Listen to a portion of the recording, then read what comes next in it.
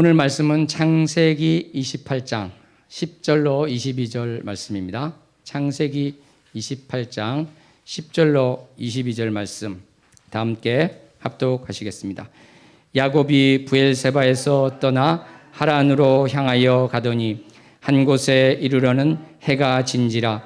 거기서 유숙하려고 그곳에 한 돌을 가져다가 베개로 삼고 거기 누워 자더니 꿈에 본즉 사닥다리가 땅 위에 서 있는데 그 꼭대기가 하늘에 닿았고 또 본즉 하나님의 사자들이 그 위에서 오르락 내리락 하고 또 본즉 여호와께서 그 위에 서서 이르시되 나는 여호와니 너의 조부 아브라함의 하나님이요 이삭의 하나님이라. 내가 누워있는 땅을 내가 너와 내 자손에게 주리니 내 자손이 땅의 티끌같이 되어 내가 서쪽과 동쪽과 북쪽과 남쪽으로 퍼져나갈지며 땅의 모든 족속이 너와 내 자손으로 말미암아 복을 받으리라. 내가 너와 함께 있어 내가 어디로 가든지 너를 지키며 너를 이끌어 이 땅으로 돌아오게 할지라. 내가 내게 허락한 것을 다 이루기까지 너를 떠나지 아니하리라 하신지라. 야곱이 잠에 깨어 이르되 여호와께서 과연 여기 계시거늘 내가 알지 못하였도다. 이에 두려워하여 이르되 두렵도다. 이곳이여 이것은 다름 아닌 하나님의 집이요 이는 하늘의 문이로다 하고 야곱이 아침에 일찍이 일어나 베개로 삼았던 돌을 가져다가 기둥으로 세우고 그 위에 기름을 붓고 그곳 이름을 베델이라 하였더라. 이 성의 옛 이름은 루스더라. 야곱이 소원하여 이르되 하나님이 나와 함께 계셔서 내가 가는 이 길에서 나를 지키시고 먹을 떡과 입을 옷을 주시어 내가 평안히 아버지 집으로 돌아가게 하시오면 여호와께서 나의 하나님이 되실 것이요 내가 기둥으로 세운 이 돌이 하나님의 집이 될 것이요 하나님께서 내게 주신 모든 것에서 10분의 1을 내가 반드시 하나님께 드리겠나이다 하였더라. 아멘. 예, 우리는 창세기에서 쭉 보고 있는데요. 아브라함, 이삭에 이어서 야곱에 대해서 알아보는 시간을 가지도록 하겠습니다. 야곱은 아주 중요한 인물이 될 수 있는데요. 왜냐하면 야곱으로부터 바로 12지파가 나왔기 때문입니다. 그렇죠? 야곱의 그 12아들이 바로 이스라엘의 그 지파가 되는 것이죠. 그리고 우리가 좀 있으면 보겠습니다만 야곱이 하나님께서 이름을 이스라엘로 바꾸어 주셨습니다. 그러니까 야곱의 또 다른 이름이 이스라엘이고 그 이스라엘이라는 이름은 지금까지도 내려와서 바로 이들이 살았던 그곳에 국가가 세워질 때도 이스라엘로 이렇게 세워지지 않았습니까? 바로 이러한 야곱에 대해서 우리는 알아보도록 하겠습니다. 아브라함이 자식이 없어서 주님께 참으로 간구하였는데 이삭도 자녀를 바로 낳지 못했습니다. 이삭이 40세에 결혼을 했는데 20년 가까이 자식이 없었습니다. 그래서 간구하였을 때 하나님께서 잉태하게 하셨는데요. 그때가 이제 60세더라 이렇게 기록이 되어 있습니다. 그러니까 20년 동안 자녀가 없다가 하나님께 간구했을 때 이렇게 자녀가 생긴 것이죠. 사실 지금도 불임 부부 중에서도요.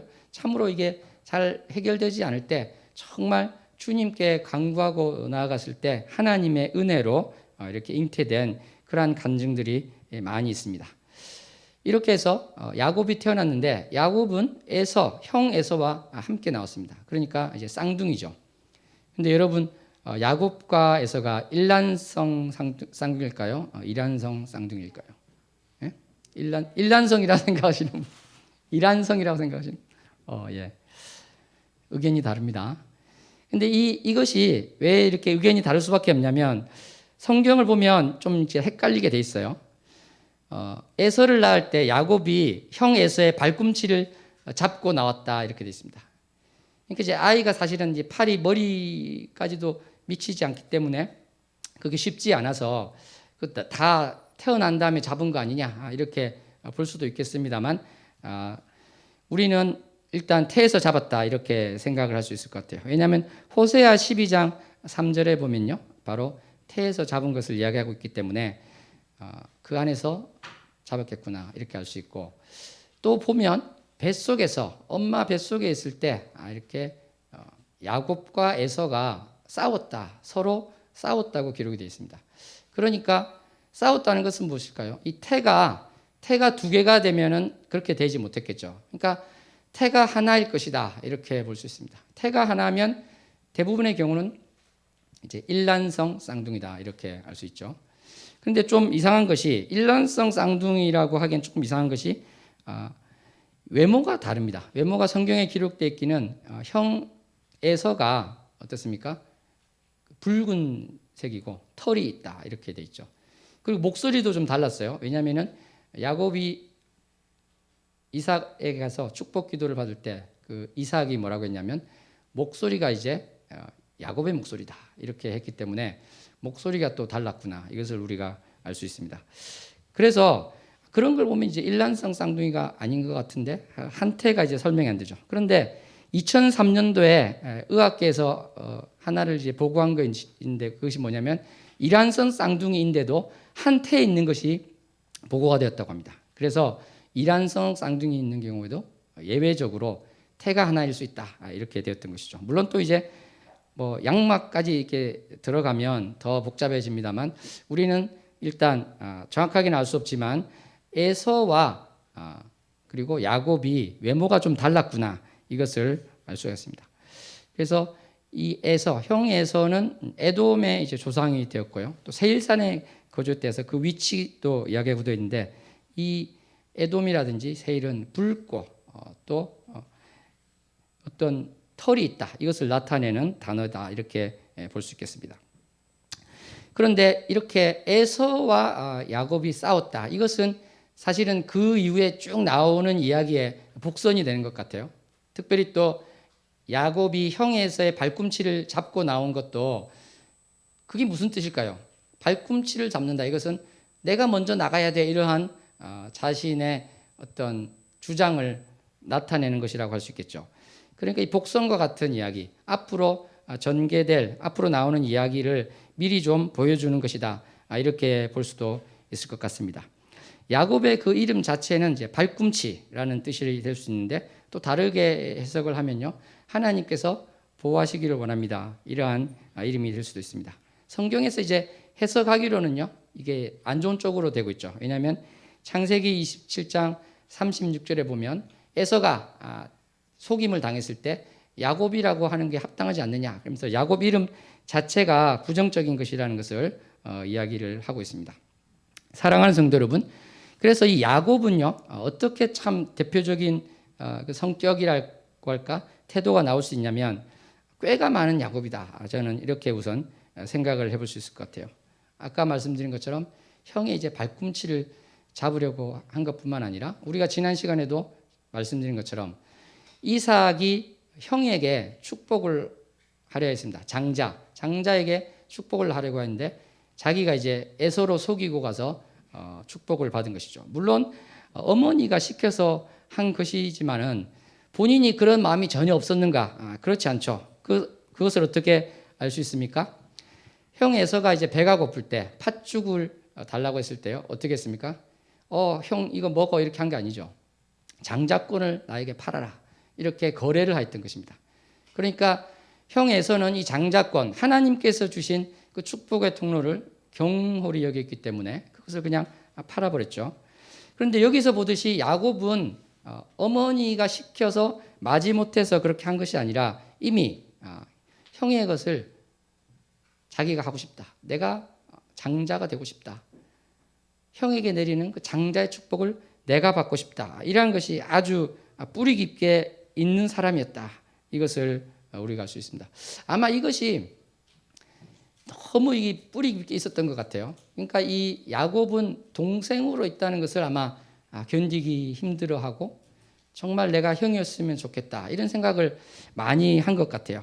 왜 그것을 또 우리가 볼 수 있냐면, 창세기 48장에 가면은 아들 요셉이 므낫세와 에브라임을 데리고 와서 야곱에게 축복 기도를 해달라고 합니다. 그러니까 이제 야곱에게는 손주가 되는 것이죠. 이 손자에게 축복 기도를 해달라고 하는데 오른손이 중요하죠.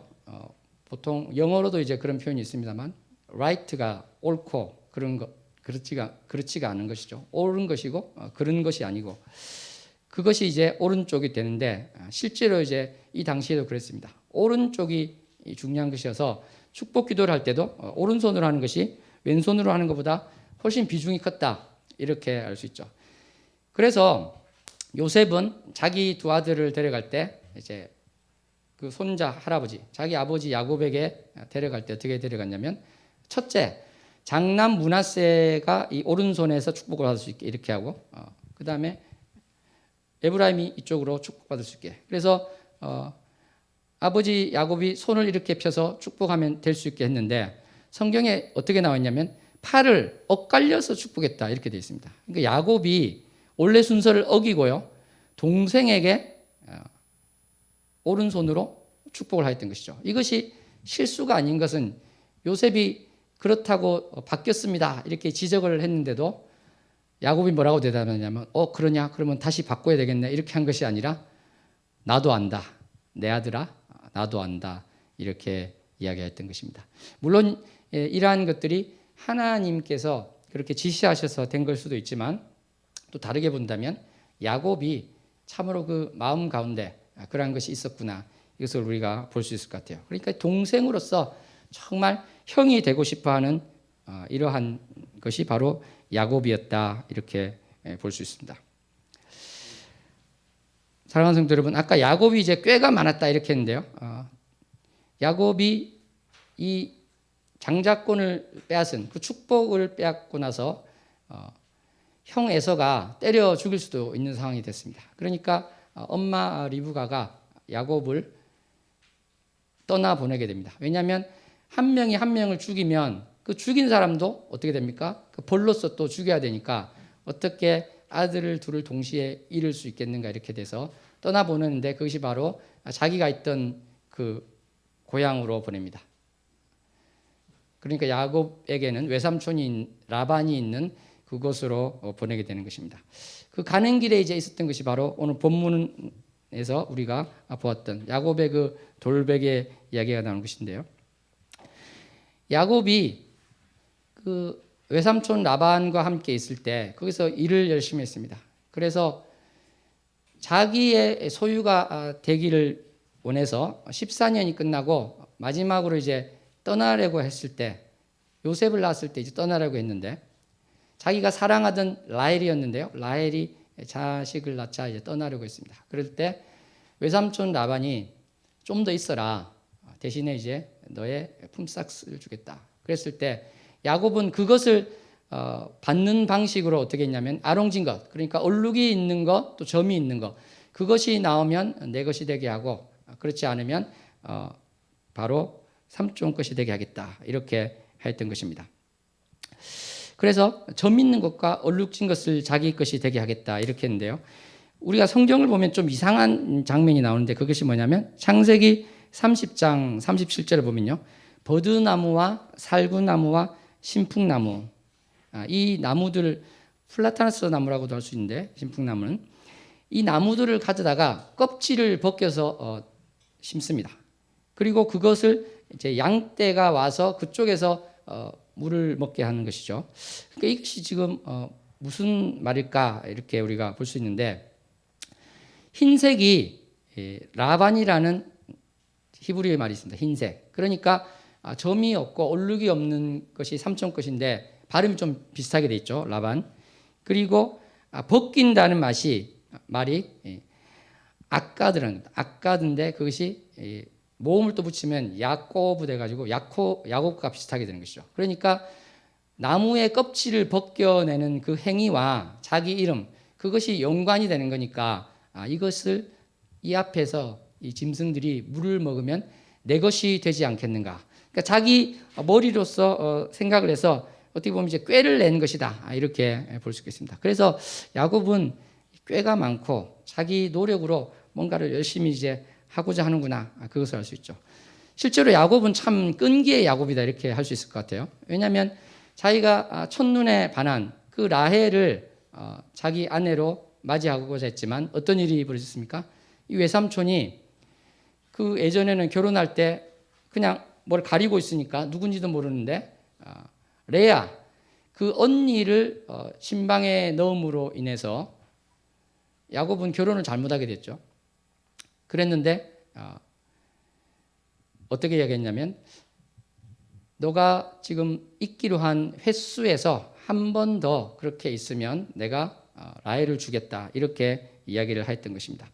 그래서 도합 20년이 되는데 7년, 14년에다가 나중에 아까 말씀드린 6년 그 품삯을 주겠다고 한 이후로부터 6년을 참 야곱은 6년을 더해서 20년을 야곱은 거기서 일하게 되었다. 그래서 어떻게 보면 좀 끈기가 있는 야곱이다 이렇게 볼 수 있을 것 같습니다. 그리고 이제 거기서 또 우리가 볼 수 있는 것은 야곱이 참 사랑하는 라헬을 위해서 참 그 자기 마음이 완전히 정말 요즘 말로 하면 올인되어서 생활했구나 이것을 알 수 있어요. 창세기 29장 20절에 보면은 라헬을 사랑했기 때문에 7년을 며칠같이 여겼더라 이렇게 나오고 있습니다. 이런 사람이 많지 않겠죠. 몇 명이나 되시겠습니까? 그죠? 많을까요? 예, 우리 십자가 은혜의 교회 성도님들은 많으실 것 같아요. 예, 너무 사랑해서 7년이 며칠 정도로밖에 여겨지지 않을 정도로 정말 야곱은 사랑도 많았다 이렇게 우리가 볼 수 있을 것 같습니다. 근데 끈기의 야곱이라고 한다면은 가장 유명한 장면이 어디겠습니까? 바로 얍복강가에서 정말 하나님께 매달린 그 장면을 우리가 떠올릴 수 있습니다. 야곱이 20년의 생간을 마치고 고향으로 내려오는데 바로 그 형 에서가 400명의 장정을 데리고 온다고 하는 이야기를 들었습니다. 그랬을 때 이 야곱에게는 절체절명의 위기가 온 것이죠. 왜 그렇겠습니까? 바로 그 에서를 속였기 때문에 형이 정말 자기에게 복수할 수 있다 이렇게 생각을 할 수 있었던 것이죠. 그렇게 불안한 가운데 있을 때 야곱은 그 다른 것을 한 것이 아니라 바로 하나님께 매달려서 기도를 하였습니다. 우리 성경에는 씨름을 하였다. 어떤 사람과 밤새 씨름을 하였다고 하고 그 사람이 이기지 못했다고 되어 있는데 그것은 어떻게 해석이 가능합니까? 그것은 바로 정말 하나님께 부르짖으면서 간절하게 기도했다 이렇게 말할 수 있는 것입니다. 그러므로 이 야곱은 정말 이 끈기의 사람이다 이렇게 볼 수 있을 것입니다. 그랬을 때 실제로 하나님의 응답을 받았죠. 그러므로 사랑하는 성도 여러분, 우리가 어떤 문제가 생겼을 때 자포자기하는 것이 아니라 이 야곱처럼 하나님께 매달리기를 소원합니다. 정말 끈기를 가지고 문제가 해결될 때까지 끝까지 기도하는 우리 모두가 되기를 원합니다. 아멘. 우리 그런 간증을 보지 않습니까? 정말 5만 번의 기도가 응답되었다고 하는 누구죠? 5만 번의 기도가 응답된 사람. 예, 조지 밀러. 조지 밀러를 우리가 잘 알고 있는데요.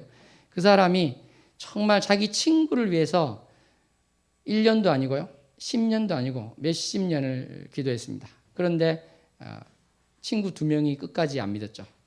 그래서 이 5만 번의 기도가 응답된 조지 밀러의 기도도 응답이 안 되는 것도 있겠구나. 그렇게 했는데 조지 밀러는 죽는 순간까지도 자기에게 기도를 하게 하신 하나님께서 반드시 이루어 주실 줄 믿었습니다. 그래서 친구 한 명은 마지막 예배 때 믿었고요. 또 한 명은 그 조지 밀러가 소천하고 난 이후에 영접을 하게 되었죠. 이러한 것에서 보듯이 정말 쉽지 않은 것 아니겠습니까? 60년, 정말 몇십 년을 기도했다. 이것은 정말 믿기지 않는 이야기인데요. 우리도 어떠한 일이 있을지라도 주님을 신뢰하고 끝까지 기도하기를 소원합니다. 예. 오늘 보는 야곱도 어떻습니까? 바로 20년의 기도 후에 나온 자녀다. 이것을 우리가 알 수 있을 것입니다. 사랑하는 성도 여러분, 이렇게 정말 기도를 열심히 한 야곱이 형 에서를 만났습니다. 그래서 형 에서에게 창세기 33장 11절에 보면요.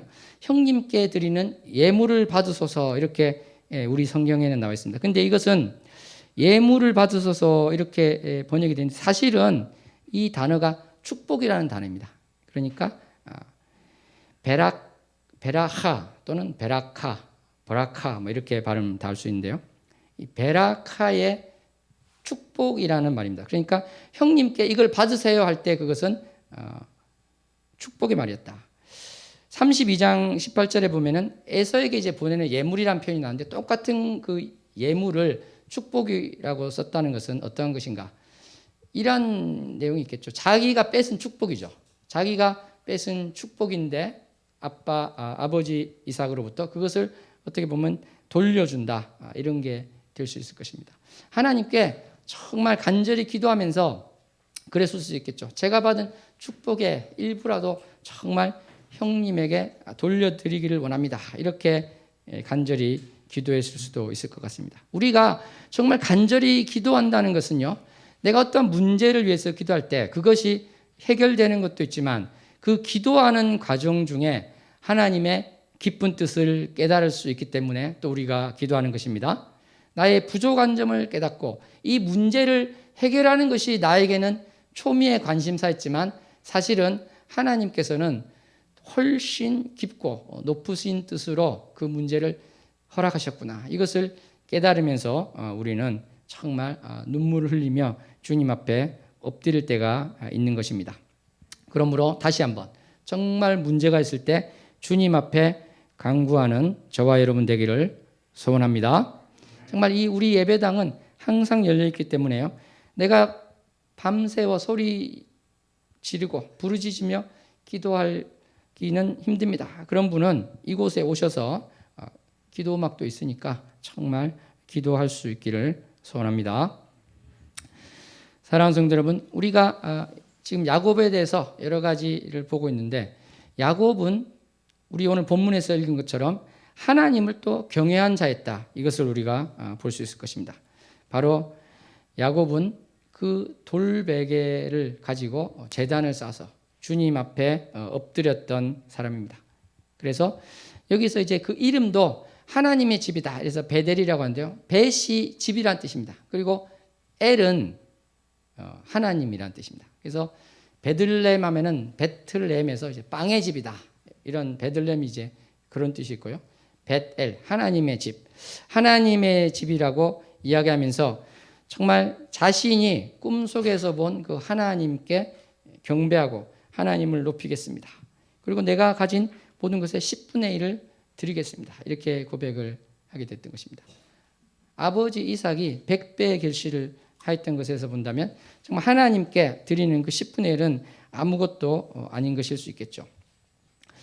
야곱은 이렇게 베델로부터 어떻게 보면 신앙이 본격적으로 시작되었다 이렇게 볼 수 있을 텐데요. 그럼에도 불구하고 야곱은 한 번에 또 위기를 맞습니다. 그것은 바로 자기가 고향에 돌아왔을 때 자신의 자녀가 복수를 한답시고 사람들을 죽이고 노략하는 일이 벌어지게 됩니다. 그랬을 때 또 한 번의 절체절명의 위기에 처한 야곱이었습니다. 왜냐하면 그 사람들에게 또 죽을 수도 있었기 때문이었겠죠.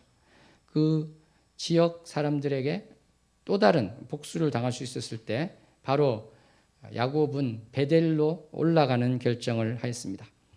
사랑하는 성도 여러분, 그러므로 우리가 어떠한 문제가 생겼을 때 그 문제를 바라볼 것이 아니라 내가 하나님을 바라보고 나와 하나님과의 관계에서 지금 무엇이 잘못되어 있는 것인가? 내가 하나님보다 더 사랑하고 있는 것이 무엇인가? 내가 하나님보다 더 중히 여기고 있는 것이 무엇인가? 그것을 깨닫고 알고 하나님 앞으로 나아가는 우리 모두 되기를 소원합니다. 아멘.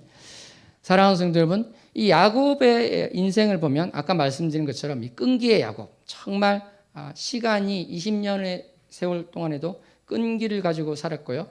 또 야복 강가에서 정말 하나님과 함께 정말 씨름하면서 밤이 새도록 하였던 그러한 모습을 보았는데 사실은 우리는 이 야곱의 인생 가운데 무엇을 볼 수 있는가? 그것은 바로 그 뒤에 계시는 하나님을 볼 수 있습니다. 야곱이 자신의 노력으로, 자신의 힘으로 다 한 것 같지만 사실은 하나님께서 하셨다. 그것을 우리에게 이 성경은 이야기하고 있습니다. 생각해 보십시오. 자기랑 그 발음이 비슷하다고 나무 그 껍질을 벗기는 그 행위, 그것으로 어떻게 그 물을 먹은 양들이 얼룩이 지겠습니까? 어떻게 그 염소가 점이 생기겠습니까? 그것은 아무리 자기가 꾀를 내고 궁리를 한다고 하더라도 그것은 되지 않죠. 절대 되지 않습니다. 하나님께서 도와주셨기 때문에 그렇게 된 것이죠. 그래서 어떻게 보면 쫄딱 망해서 아무런 재산도 없이 나올 수도 있었지만 하나님께서 도와주셔서 바로 그러한 것을 모면하고 돌아올 수 있었던 것입니다. 사랑하는 성도 여러분, 제가 이제 사업하는 사람들 이야기를 들어보면 그런 이야기를 많이 합니다. 자기가 이것은 반드시 된다, 반드시 성공한다고 하는데 안 되는 경우가 있더라는 거예요. 그리고 이것은 안 될 것 같은데 되는 경우가 있더라는 것입니다. 그래서 어떤 결론을 내리냐면 아무리 생각해도 우연 같다, 이런 식으로 이야기를 합니다. 그런데 사실은 우리 크리스찬에게 그 우연은 바로 무엇이겠습니까? 하나님께서 하신 일이다. 우리는 이렇게 고백합니다. 아멘. 그렇습니다. 어떤 사람의 계산으로, 사람의 생각으로 반드시 이렇게 될 것 같고 이렇게 될 것 같지만 하나님께서 개입하시지 않는다면, 하나님께서 도와주시지 않는다면 그것은 결코 실행될 수 없는 것입니다. 물론 우리가 누워서 감이 떨어지기를 기다리는 사람처럼 살아서는 안 될 것입니다. 정말 최선의 노력을 다하고 인간적으로 할 수 있는 것을 다 함에도 불구하고 최종 결정권자는 하나님이십니다. 실제로 행하게 해주시는 분은 하나님이십니다. 이것을 우리가 고백해야 될 줄로 믿습니다. 바로 이것은 야곱이 그 베델에서 만난 하나님 경우에서도 마찬가지로 드러나고 있습니다. 야곱이 하나님을 만나고 싶어서 만난 것이 아니죠. 하나님께서 일방적으로 만나 주신 것입니다. 하나님께서 씨름을 한번 지셨을까요? 그렇지 않죠. 저 주신 것이죠.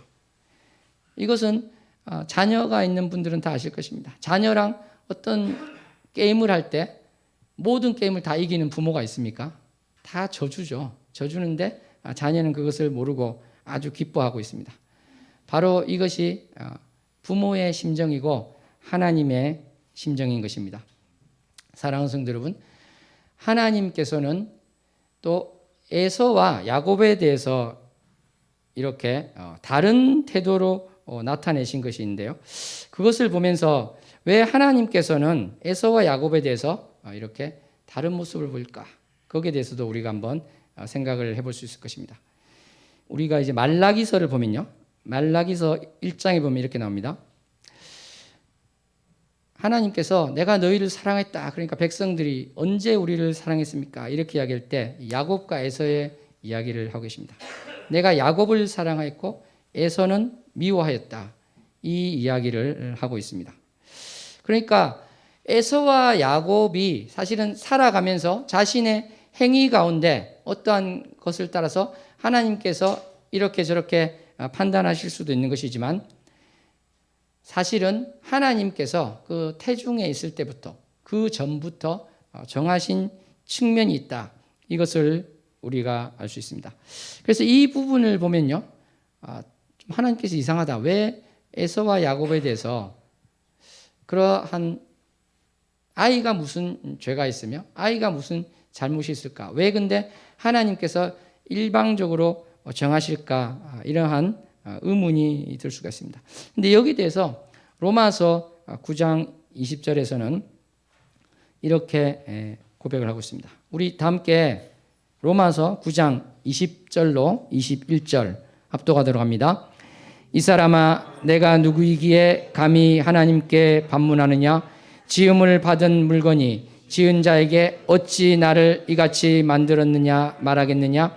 토기장이가 진흙 한 덩이로 하나는 귀 쓸 그릇을 하나는 천이 쓸 그릇을 만들 고난이 없느냐. 아멘. 예, 우리는 이 어떠한 경우에도 잊지 말아야 될 것은요, 우리가 하나님이 아니라는 것입니다. 내가 하나님이 아니라는 것입니다. 판단할 일이 참 많죠. 왜 이렇게 저렇게 하셨습니까? 왜 저 사람은 저렇게 되고 나는 이렇게 되게 하셨습니까? 그 모든 것 중에 우리는 물론 따라가면요, 그 하나님의 뜻을 우리가 설명할 수도 있고 이야기할 수도 있습니다만 가장 근본적으로 가져야 될 것은 토기장이가 계시고 우리는 토기이다는 것입니다. 그릇을 만드는데 그릇을 만드는 사람이 있고 그릇이 있는데 그릇을 만드는 사람한테 나를 왜 이렇게 만들었어요? 이야기할 수가 없는 것 아닙니까? 마찬가지로 우리 피조물은 바로 창조주 하나님께서 그분의 뜻 가운데 행하시는 것에 왜 이렇게 했느냐 이렇게 반발을 할 수가 없다는 이 가장 기본되는 우리 피조물로서의 위치를 반드시 기억했으면 좋겠습니다. 그런데 사실은 이 하나님께서 예정하셔서 미리 택하신 이것은 더 정확하게 말하면 나에게 적용해야 됩니다. 다른 사람에게 적용해서는 안 될 것입니다. 한번 고백했으면 좋겠습니다. 하나님의 택하심은 나에게만 적용합시다. 하나님의 택하심은 나에게만 적용합시다. 이것은 무엇입니까? 그런 이야기를 참 많이 들은 것 같아요. 아주 국내에서 아주 유명한 전도자이신데요. 전도를 아주 많이 했는데 이제 물론 우스갯소리로 하는 것입니다만 어떤 분을 전도했을 때 아무리 전도해도 안 듣고 오히려 자기를 힘들게 했을 때 지옥에 갈 뿐인가 보다 이렇게 생각했다는 말을 많이 듣죠. 그리고 실제로 우리 사람이 그런 판단을 하기가 참으로 쉽습니다. 그렇지만 지옥에 가기로 돼 있나 보다 이런 말을 우리가 하는 순간 그것이 바로 죄가 되는 것입니다. 왜 그렇습니까? 우리는 아무것도 알 수가 없어요. 내가 볼 때 그분은 지옥에 가는 것 같아도 전혀 그렇지 않다는 것입니다. 아무도 우리는 판단할 수가 없고 하나님만이 아신다. 그러면 그 택함을 나에게만 적용한다. 다른 사람에게 적용하지 않고 나에게 적용한다는 것은 무엇입니까? 그렇게 우리가 비판하고 판단하기 위해서가 아니라 하나님 나를 택하여 주신 것에 감사합니다. 이 고백을 하기 위한 것이라는 것입니다. 내가 어떠한 것을 해서 나의 행위, 나의 노력으로 구원받은 것이 아니라는 것을 고백하기 위한 것입니다. 내가 아무리 남들이 보기에 독실한 신앙생활을 하고 또 내가 하나님을 처음 만났을 때 내가 그 수련회 가기로 결정을 했으니까 하나님을 만난 것 아니냐. 그 사람들이 기도해 보라고 했을 때 입을 열어서 기도했으니까 하나님 만난 것 아니냐. 나의 노력이 1%는 들어간 것 아니냐. 이렇게 할 수도 있지만 정확하게 말한다면 그 모든 마음을 주시고 인도하신 분이 바로 하나님이십니다. 그러므로 이 구원과 관련해서 내가 이 택함과 관련해서 내가 택해진 백성이 됐다는 것에 대해서는 참으로 0.001%도 나의 노력은 없다. 이것을 우리가 고백하는 것. 이것이 바로 우리 크리스찬의 자세라고 할 수 있습니다. 예수님 오셨을 때 바리새인은 그러지 못했습니다. 바리새인은 자신의 노력이 내가 이렇게 했으니까 나는 천국에 가게 돼 있다. 이렇게 큰 소리를 치고 다녔던 것이죠. 사랑하는 성도 여러분, 또 우리 사복음서에 보면은 이런 말씀이 나오고 있습니다. 마태복음 22장에 보면요. 청함을 받은 자는 많되 택함을 입은 자는 적으니라 이 말씀이 나오고 있습니다. 정말 초대받은 사람은 많이 있지만 잔치상에 실제로 오는 사람은 적은 것이죠. 이 핑계 저 핑계 대고 오지를 않습니다. 나는 지금 세상적으로 바쁜 일이 있습니다. 요즘 21세기에 들어서 하면 뭐가 되겠습니까? 내가 직장에 바쁜 일이 있습니다. 내가 집안에 바쁜 일이 있습니다. 그러므로 그 잔치상에 나오지 못하겠습니다. 이렇게 이야기를 할 때 하나님께서 말씀하시는 것은 바로 이 초청은 받은 사람 많지만 택함을 입은 자는 적다고 이야기를 하고 있는 것입니다. 이것은 단지 예배당에 오느냐 안 오느냐 이런 문제가 아니라요. 자신의 삶을 정할 때 나의 인생 가운데 어떤 길을 택하는 것인가? 바로 이것과 관련이 되어 있습니다. 주님께서는 말씀하십니다. 좁은 문으로 들어가라. 이렇게 말씀하십니다. 멸망으로 인도하는 문은 크고 길이 넓어 그리로 들어가는 자가 많다고 했습니다. 사랑하는 성도 여러분, 우리가 이 아브라함과 이삭과 야곱의 삶을 보면 한 가지 확실한 것은요. 하나님께서 이 땅에서 삶 가운데서도 정말 많은 축복을 주신다는 것입니다. 그렇지 않습니까? 많은 복을 주십니다. 그리고 참으로 많은 크리스찬들이 주님 앞에 나아가고 주님 앞에 간구할 때 여러 면에서 축복을 받고 사는 것을 우리가 많이 목격하고 경험할 수 있습니다. 사랑하는 성도 여러분, 그럼에도 불구하고 우리가 가장 잊지 말아야 될 것은 바로 주님께 가는 길은 좁은 길이라는 것입니다. 아멘. 그것이 어떤 분에게는요, 물질적인 고난 가운데 있는 것이 될 수도 있습니다. 또 어떤 분에게는 물질은 있으나 명예를 얻지 못하는 게 될 수도 있습니다. 어떤 분에게는 물질도 있고 명예도 있고 다 있음에도 불구하고 정말 예수 그리스도를 택해야만 될 때, 그것이 나에게 다른 차원에서 인간관계라든지요, 다른 차원에서 고난을 줄 때, 그럼에도 불구하고 이 좁은 길을 택할 수밖에 없는 상황이 있다는 것입니다. 하나님께서는 그러할 때 좁은 길을 택하라고 말씀하십니다. 우리 십자가 은혜교회 성도 여러분들, 그리고 저는 어떠한 상황 가운데서도 누구나 다 택하는 그 넓은 길이 아니라 좁은 길을 택할 수 있기를 소원합니다. 내가 이 사람을 용서하지 못하는 것이 누구나 하는 길이고 상식적인 길이라고 할지라도 용서하는 자가 되기를 원합니다. 내가 이 사람에게 사랑을 베푸는 것이 아니라 따져 묻고 내가 취할 것을 취해야 되지만 그러한 것이 아니라 다 용서하고 그분을 사랑하는 자 되기를 원합니다. 내가 베풀 필요가 없는 분에게 베푸는 자 되기를 원합니다. 내가 손해를 볼 필요가 없지만 주님 이름을 위하여, 하나님 아버지의 영광을 위하여 기꺼이 손해를 감수하는 자 되기를 원합니다. 바로 이것이 주님께서 우리에게 좁은 문으로 들어가기를 힘쓰라고 하신 것입니다. 나의 시간 가운데 정말 내가 원하고 기뻐하는 시간에 대한 할애되는 시간이 있습니다. 나의 열정을 쏟아붓는 어떠한 주제가 있습니다. 그러한데 나의 시간을 바로 주님 앞에 쓰는 그 좁은 문을 가는 우리가 되기를 소원합니다. 나의 시간이라는 것을 바로 주님 앞에 내놓아서 그것이 나에게는 또 좁은 문이 되기를 원합니다. 사랑하는 성도 여러분, 우리는 정말 하나님께서 택하여 주셨습니다. 내가 한 것이 아무것도 없지만은 일방적인 은혜로 주님께서 우리를 택하여 주신 것입니다. 그러므로 우리가 좁은 길을 가는 것은요, 어떤 금욕주의적으로 내가 이것을 뒤로하고 의무적으로 가는 것이 아니라 이 기쁨 가운데 감사함으로 자발적으로 이 좁은 길을 갈 수 있기를 소원합니다. 정말 우리가 영원한 삶을 생각할 때 그렇게 될 수 있음을 믿습니다.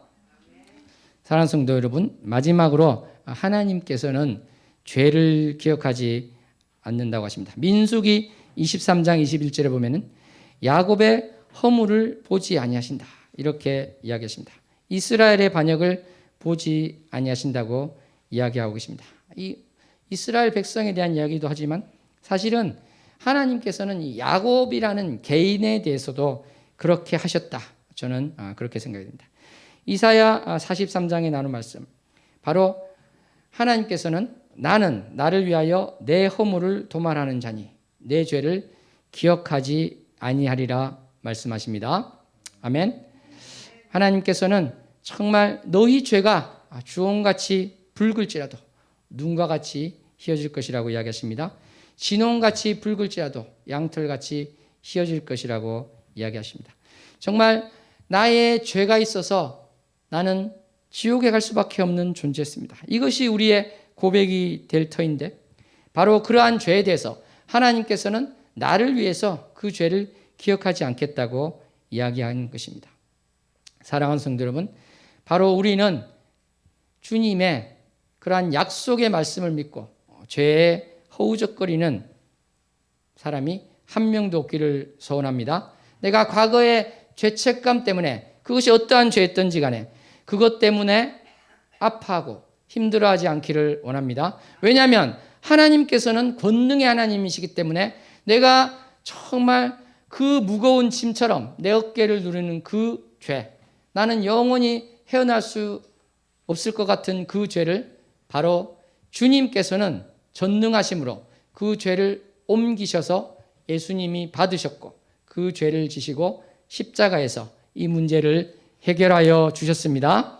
이것을 믿고 어떠한 경우에도 나의 이 과거의 죄 문제 때문에 내가 주님 앞에 나가기가 꺼려지는 그러한 일들이 결코 없기를 소원합니다. 사랑하는 성도 여러분, 우리는 지금 아브라함, 이삭, 야곱을 이렇게 쭉 보고 있습니다만 이것은 먼 나라의 우리와 관련 없는 민족에 대한 이야기가 아닙니다. 왜 그렇습니까? 바로 너희가 그리스도의 것이면 아브라함의 자손이다. 이렇게 이야기를 하고 계시기 때문에 그렇습니다. 갈라디아서 3장 29절 말씀처럼 바로 약속대로 유업을 이을 자가 바로 너희다. 이렇게 이야기하고 계신 것입니다. 유대인이 이제 혈통으로만 내려오는 것이 아니라 아브라함이 혈통의 조상이 아니라 바로 믿음의 조상이다. 너희가 그리스도를 믿고 예수 그리스도를 구주로 영접할 때 너희는 바로 아브라함에게 약속한 그 축복이 이어지는 그 통로가 된다. 이것을 말씀하고 계신 것입니다. 정말 아브라함, 이삭, 야곱으로부터 내려오는 이 하나님의 축복이 지금 이 순간도 우리 모두에게 내려오고 있음을 고백했으면 좋겠습니다.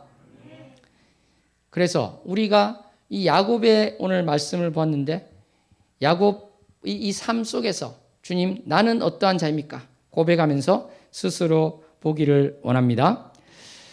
야곱은 여러 가지 일 가운데 참으로 자신의 힘으로 하려고 하였습니다. 그렇지만 결국 그 모든 것들을 이끌고 가능케 하시는 분은 하나님이심을 우리는 또 보았습니다. 정말 믿음의 조상 아브라함, 축복을 약속한 이삭, 12지파의 아버지 야곱, 이렇게 이어지는 선택받은 자들에 대한 이야기가 결국은 예수 그리스도를 믿고 영접한 우리들의 이야기가 되며 하나님께서는 다름 아닌 나를 택하여 그분의 축복 가운데 인도하시기를 원하심을 보았습니다. 나의 힘과 노력이 아니라 오직 하나님의 택하심으로 내가 오늘 이 자리에 있음을 자각하고 명심해서 정말 하나님의 은혜와 사랑으로 충만하여지고 그리하여 감사의 삶을 살고 예수 그리스도의 사랑을 이웃에게 베풀고 하나님께 영광 돌리는 삶을 사는 저와 여러분 되시기를 소원합니다. 기도합니다. 하나님 아버지 감사합니다. 야곱의 삶을 통해서 우리가 끈기의 야곱을 보았습니다. 나의 삶 가운데서도 야곱처럼 최선을 다해서 살기를 원합니다. 그런데 가장 그 최선이 주님께 다가가고 주님을 붙잡고 나가는 것임을 잊지 않게 하여 주시옵소서.